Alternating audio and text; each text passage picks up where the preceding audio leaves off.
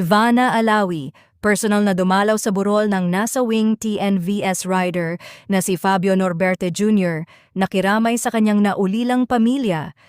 Personal na nagtungo ang actress at content creator na si Ivana Alawi sa burol ng nasa wing TNVS rider na si Fabio Norberte Jr. upang magbigay ng pakikiramay at makiisa sa pagdadalamhati ng kanyang naiwang pamilya. Sa mga larawang ibinahagi online, makikitang nakausap ni Ivana ang ina ni Fabio at naglaan ng oras upang damayan ito sa gitna ng kanilang pinagdaraanan. Makikita rin sa mga larawan na kinalong niya ang naiwang anak ni Fabio, isang tagpong umantig sa damdamin ng maraming netizens.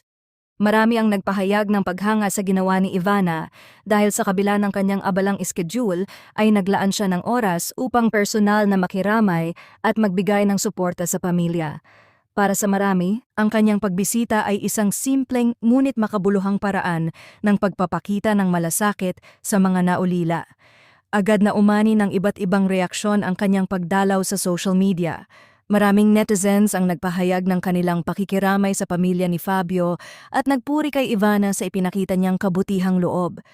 Patuloy ring nananalangin ang publiko para sa katatagan at lakas ng pamilya ni Fabio habang hinaharap nila ang isa sa pinakamahirap na yugto ng kanilang buhay.